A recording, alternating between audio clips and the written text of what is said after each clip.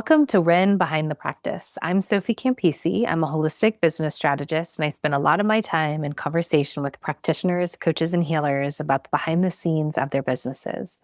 What I started noticing is that some of the most honest, important conversations about building a practice were happening quietly, one-on-one, behind the scenes, and often in isolation. Most practitioners are incredibly skilled at the work they do with their clients, but very few of us were ever taught or trained in how to build a successful startup business. And suddenly we've been left to figure it out on our own. This podcast exists to bring those conversations forward, the dreams, the uncertainty, the highs and lows, the recalibrations, and the messy middle.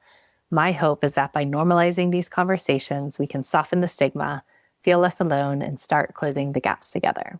Today's guest is Petra Rakebrandt. Petra is a life and business coach and healer for female entrepreneurs building a thriving business. She is also a retreat leader and the author of Yin is the New Black: How to Get Rid of Imbalances in Life. Petra, it's so great to have you here. Thank you for showing up and having this conversation with me. Hi, Sophie. Thank you for having me. Before we look behind the scenes today, can you share with us a little bit more about the work that you do?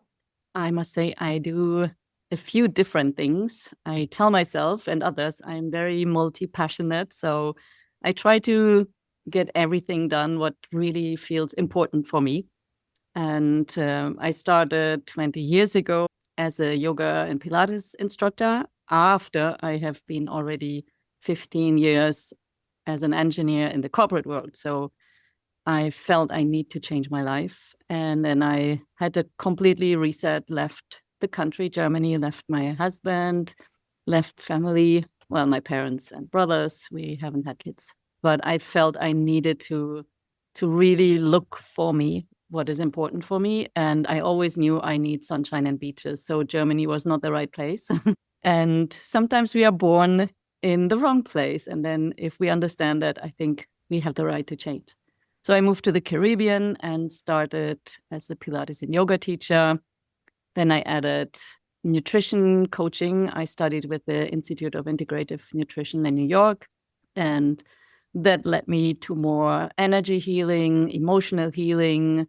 That led me to become a Reiki master, a theta healer, practitioner and teacher. So everything made sense and fit together. And then I kind of specialized in inner child healing, inner work that we have to do and that I had to do, especially for myself also to get on this path. So now when I do coaching, it's almost a little bit of everything.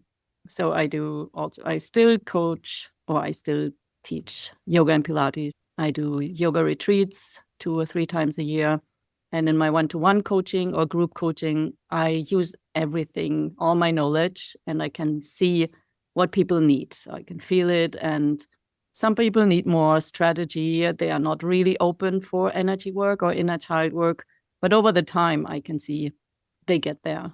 So do people generally find you or come to work with you outside of the yoga, I guess, for business? Or is it lots of different things? Someone might come to work with you and then you're supporting them in different areas of life depending on what their needs are. Yeah, it's mainly women who are about to create a business. And sometimes they want to start like, oh, I want to get more confidence. I want to have more trust. I want to have more clarity to figure out what I really want mainly after a divorce or also after a burnout, after getting out of a job. And often we find ourselves like, and now what? We often don't even think about it. In the beginning, we study, we find a job, and then we continue. We are going a path. And mid-30s, I must say, people kind of wake up and feel like, oh, and now this is it. And then they question themselves, or they really find themselves with health issues. And then they question themselves, or they end up in a burnout and they think like, what can I do now? And so we often start with general life coaching, also healing and overcoming the fear and the guilt and the shame and everything what is burning inside. And then we can start also looking into the business area. So what's next? What do I want to create? What can I create? Maybe can I have a complete life over like I did? And it's really work that I love. So would you say that like the in-person work is generally the yoga stuff, but then for your other work when you're working with clients, like you were just talking about, is that mostly or all happening virtually? Yeah, mostly. I have a few clients on the island here that come to my house, and I do a one-to-one coaching with them or Reiki, energy healing. Sometimes I put them on the massage table and I do some energy work while we speak in theta brainwave, or I take them out to the terrace and we do like a family constellation. But I can do all that also in a Zoom coaching, which is amazing. The people that find you or that you find who aren't local, how do you usually find them? I have a Facebook group where I invite people, mainly women, who want to be empowered. And I have also a collaboration with another coach that we offer the business coaching together. We look into strategy and energy work together. Or I have a newsletter, or they are maybe also retreat clients who want to look deeper, or through my website, my book. When you look ahead to the next 6 to 12 months, what goals do you have for your work and for your business? Helping more women, because I think it's really important that we do that work for ourselves and that we learn we have a right to create our best life. It might sound egocentric for some people or selfish if women do this, but I think this is shifting so much. If women can be themselves and healthy, then they can also do much more for their families and partners from the heart space, and not just it's all work. And this is what is also old conditioning, that we think we have to please others, we have to do it for other people, and we are always the last. So if we can shift this, that will shift a lot in society. That's one thing that I'm looking forward to. And also for my own, I'm also an artist. And this year, I also want to focus a lot more on my own art. So this is something I really love doing. What do you think that you need to do to get to that next kind of phase for more clients? Finding them finding you, finding that harmony between how you work with them. What do you think it's going to take to get there? I think that's what all coaches have to do, being visible, showing up and speaking about the work that we do. And this is also where I see where I had to do a lot of work, the fear of being visible, the fear of showing up, the fear of doing Facebook lives or lives in general.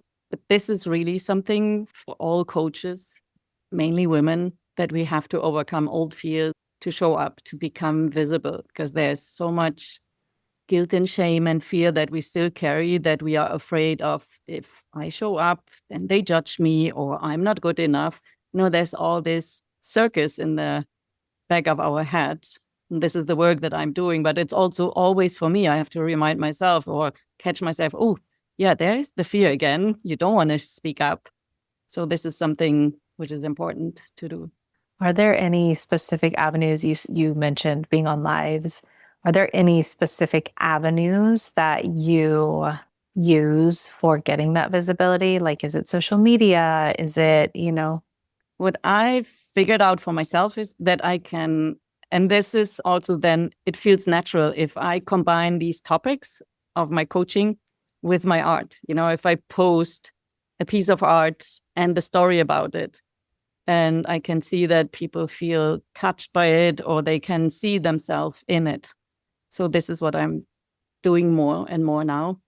And also when I do art shows, talking about these topics that people become aware of, because many people are not aware. And I've seen it last year on an art show, that when I talked about the coaching and the spirituality that I've painted kind of, and then people, like, sometimes they were just standing there and crying because they understood, oh, wow, yeah, I can feel that. And I have that fear. And I'm so afraid of showing up or speaking up. And I think it's easy for me to show up through my art. And it's also maybe easy for some people to feel it through artwork. Totally. I mean, it makes total sense in how you're explaining it, there are a lot of people that combine coaching and certain things with different types of work, like somatic work and other ways to try to get, like you said, even doing the healing work while doing the coaching can allow people to kind of like open up and access different parts of their brain. But I don't know if I've ever talked to someone that's actually using art in that way to be an avenue for doing their work in that way and helping people open up. Yeah, and there's so easy exercises also that I can do with my clients by just doodling. And then we switch also into the subconscious mind, and something comes up suddenly what you have totally forgotten. And it's so amazing if people can suddenly remember something from childhood that was deep down and was probably holding back that. And so art is a really good way to help people to feel, because this is also something many people still try to avoid, the feeling. Is it something that you're mostly using in person, or also you're able to use your artwork online? Yeah, it's both is possible. Yeah. And also mainly the art in social media, showing up with a post and explaining about emotions so that people can understand, and then with an image that is showing that probably people can feel, understand. In addition to using your artwork, are there any other platforms or avenues that you are going to use or anticipate using in the next 6 to 12 months to find more consistent, steady client flow? Well, I'm focusing right now on the Facebook group and Instagram, and I think I will stick with that and see where it goes to, because we also know if we don't use it long enough, we probably can't see the results. It really takes some time to see results for ourselves as well. Totally. And there's not a one size fits all. No. Yeah. In my experience, it's generally a combination of, and I think sustainability, all my work is about teaching people how to build sustainable businesses. Sustainability is not just financial, it's also energetic and nervous system. So it's two parts to what platforms work. One, does it work for you? Do you like it? Does it feel good on your nervous system? Does it feel sustainable and doable? And then the other part is, can you find your people on it? And generally, if both of those things are there, then yeah, that's a good platform to use. You don't have to use others, or maybe one other, but you certainly don't need to be on all of them. You just need to be on the ones that work. Exactly. And I think that's important for everyone to understand where are my people and where do I work best, what feels easy and safe for me to do it, to show up. And sometimes an easy way can be, if you're afraid, for example, speaking up in Facebook, but having a Facebook group, and then oh, this is just my crowd and I'm safe enough to speak up here. I'm not ready to have an Instagram live, for example. Then I think this is something where at least you can start, and then you build up from there. And it can be more effective, like this come up with me with lots of people on this podcast about the social media growth myth about like just more is better and you're going to get more. And no, it's really not true. And also what you're saying, Petra, is also often more effective. Like if you cultivate a community of your people, exactly, like that's your warmest audience anyway. You actually don't need all of the other people to see what you're putting out. If they're not clients, if they're not in your target market, if they're not your people, then it really doesn't matter. And so sometimes going smaller, well, usually actually going smaller and more focused is also more effective. So like it just creates a much more fertile, authentic, warmer environment on all sides, for us as a practitioner, but also for the clients, right? We can put out better work and, all that stuff.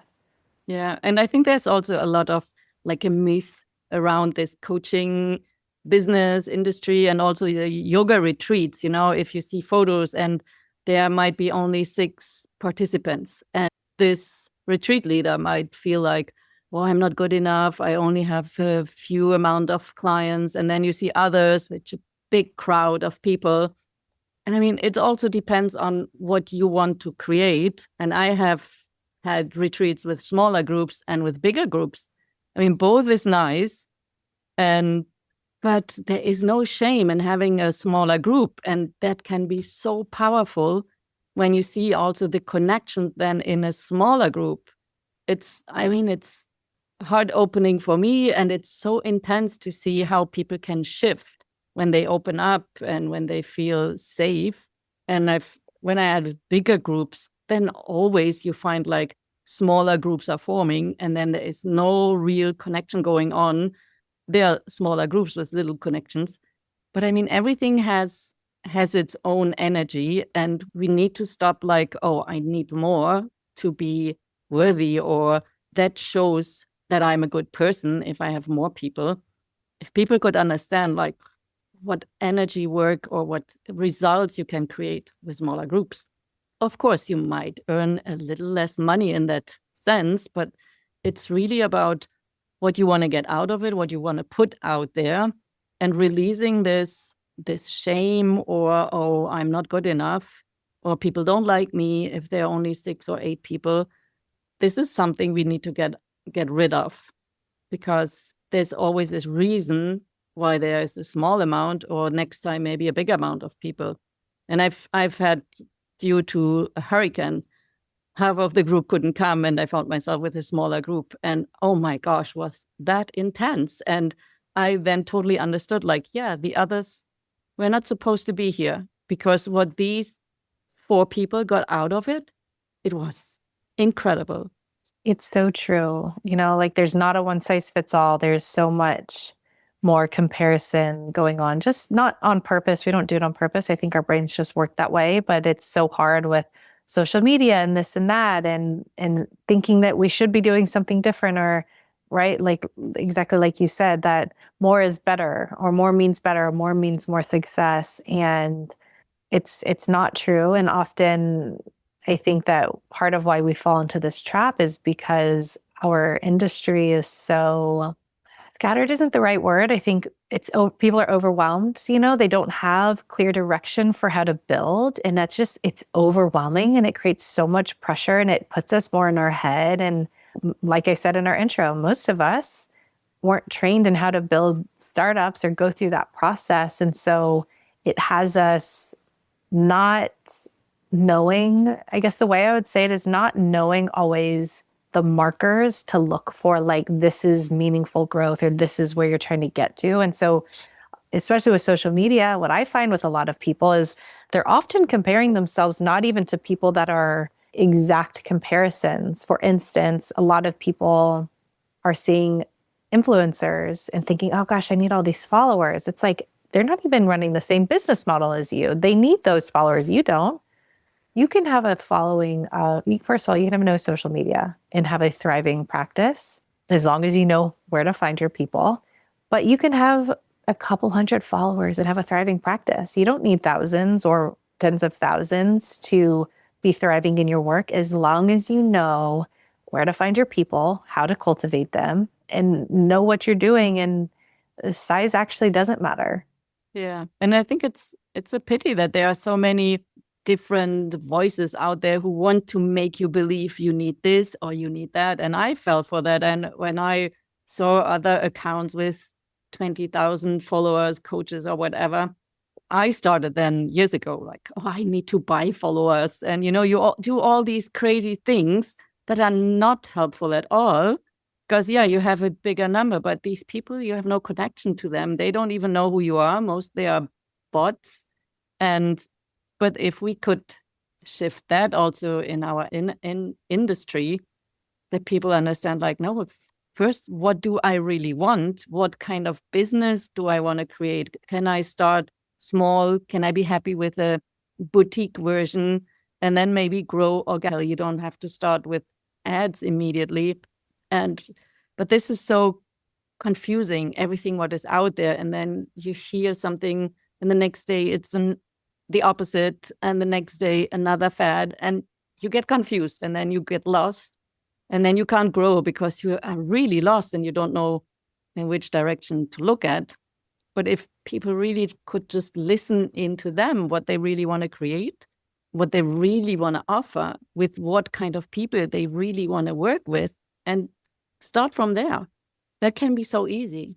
Totally. I think at the end of the day, it's all about building trust. And even what you said about, kind of falling into the trap of thinking you needed more followers. And part of that, even if this isn't exactly how you were talking about it to yourself, is like we're trying to build trust. We're trying to build trust in a difficult landscape. And, I think that consumers in general are coming beyond, especially with AI and it's changing social media so much. I think that how they're looking for building trust is a little more not sophisticated, not to say consumers weren't sophisticated. It's a little more nuanced. The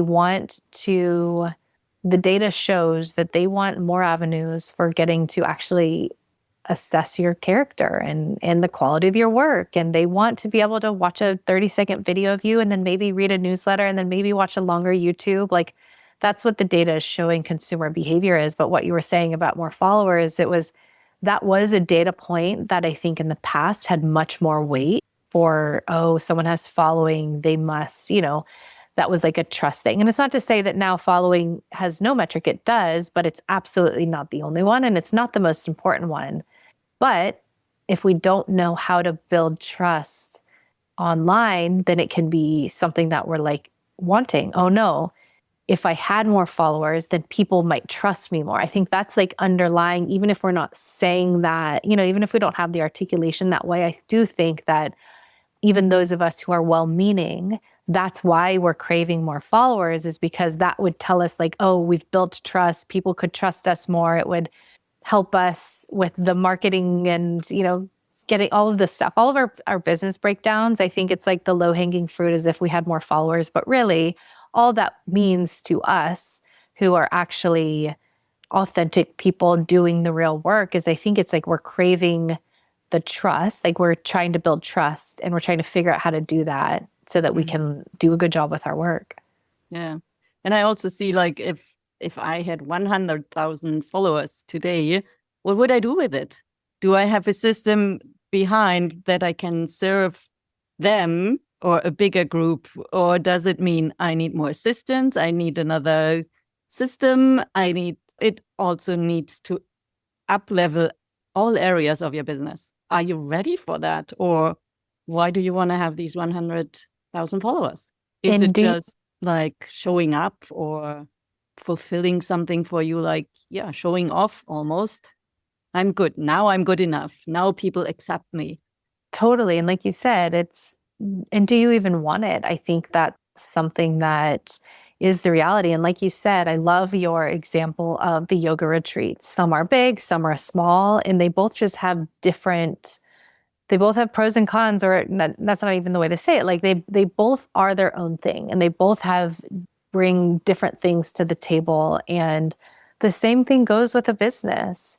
There's not a one size fits all, and not all of us want big businesses. Not all of us need them. And it's not aligned with our work because it's pros and cons. There's not a business model or business structure that's better than others because yes, the pros of a big one, like you said, if I had 100,000 followers, what would I even do with it? But also, is it even what you want? And you might. Some people are meant to have bigger businesses, but the work will change. You won't be the only one, right? Like you will have to hire, you will have to train, there will be things, and you will be likely doing a different part of that business rather than being really intimate and authentic. And again, it's not wrong.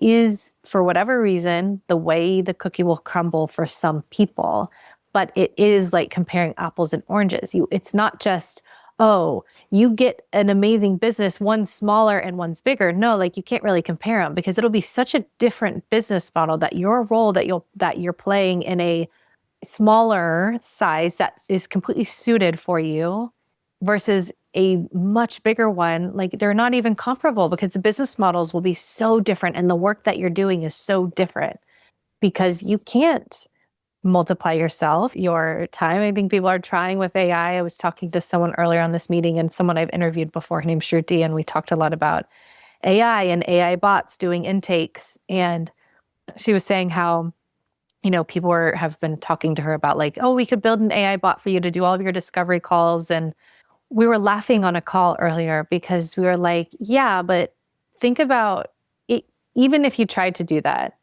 think about going to the doctor and how frustrating is it when the nurse comes in and you tell them everything that's going on, and then the doctor comes in and you have to tell them the same thing over and over again. Like, you can't be cloned. Like, sure, even if someone did in our industry, likely do an AI bot for a discovery call, what would you do in the first time you talk to them? The same thing over and over again, because you can't clone yourself. Like, you can't get that data, that real connection.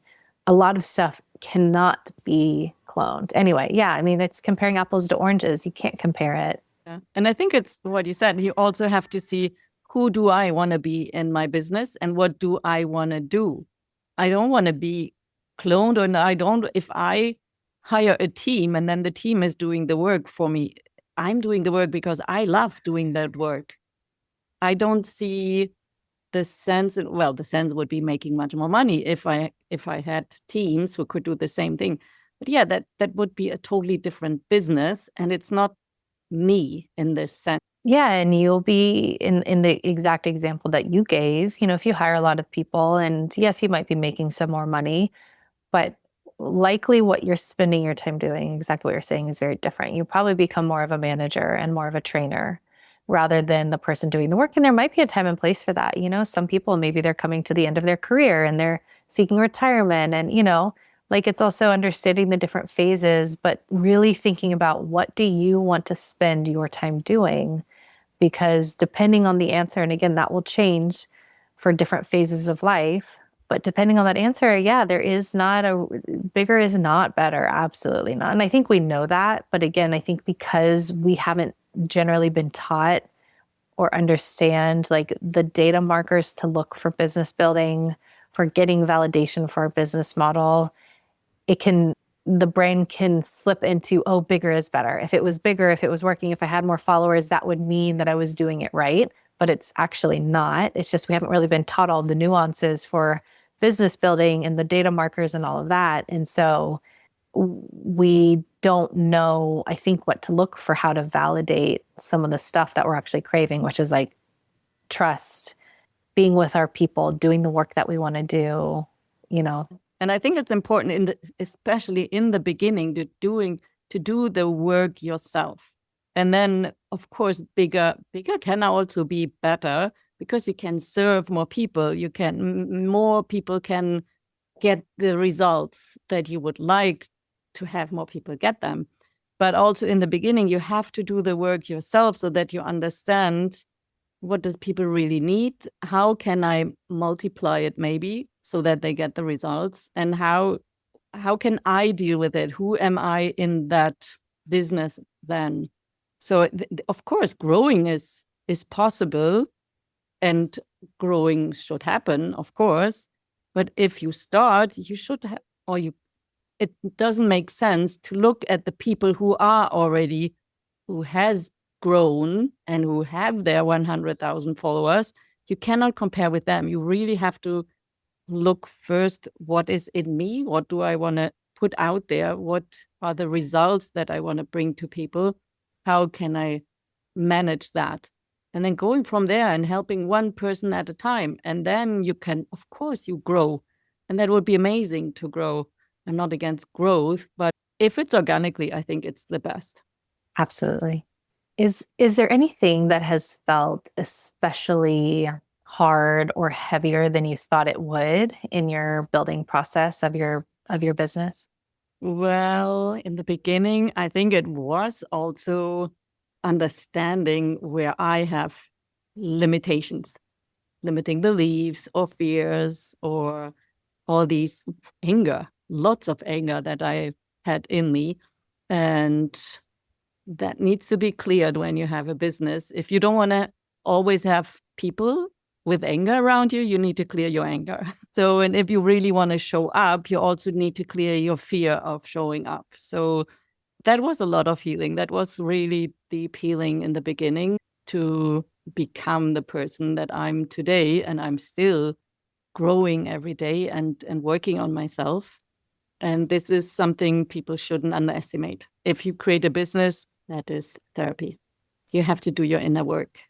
It's the gift that keeps on giving, the type of businesses that we're building. And if you're someone that does the work and walks the walk, it will not end, the transformation and, like you said, doing the work, we owe it to our people and our own integrity and authenticity and our own mission to keep doing it. And that's something that comes up a lot in my conversations that I have with people on the show of the business side can be so overwhelming. The old way of doing business and entrepreneurship is like throw out your health and your well-being and your relationships and everything to focus on the business because it's going to take all of your time and all of your money and all your resources and all of your energy. And we collectively as a industry, if you will, like are having to chart new territory because we're the way showers. Like we can't throw our health, our well-being, like you said, like our own development, our own growth out the window just because now all of a sudden we're entrepreneurs and business owners and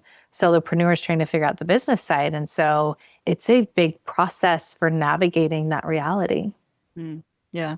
And I can see also the difference before when I was an engineer. If I had a headache or I was depressed or sad or whatever and not really in the mood of working, I could go to my office and still calculate a windmill tower. But if I'm in this situation now and I have to provide a one-to-one coaching to a person, that's not working. So also keeping really your life on top is so important for coaches. If you work with people one-to-one, that you can't sit there and be depressed, and it's impossible or sick. It's impossible to work with people. Absolutely. The classic, airplane, put your mask on first and then put others. Our work will not work if we aren't doing the work. If you could wave a magic wand and have one thing solved or fixed for you in your building process, what would that be? Well, I think for me, it's that more people would understand that when we want to create a business, there is energy work to do. And some people, when we do not the first session, but to evaluate if we're a good fit, and they, oh no, I just want to work on strategy, said it won't work. You will face your limits at one point. And so this magic wand, if that could help to bring that knowledge out there, we have to do our inner work. That would be amazing. Is there anything else that you want to add or share today before we wrap up? I think it's that no matter what we do, we are our priority. We have to really take care of ourselves first, our happiness, and having also stuff on the side that we not just focus on work. That for me, it's like painting and also taking time to go to the beach. It's important and it's almost a non-negotiable. And I feel when my body needs ocean water so that we really focus and listen to our body. It's so important for coaches to listen to our body. That's the business almost depends on that, on our mental, emotional health, spiritual, physical health. Yeah. Absolutely. Petra, thank you so much for joining me today to have this conversation. And for those of you who are listening, if any part of this resonated, you're in the right place, please reach out. I want to hear from you. And if you want to reach Petra directly, the links to her website and Instagram are in the show notes. Thank you again, Petra, and to everyone else. Thank you for listening, and we'll see you for the next episode of Ren Behind the Practice.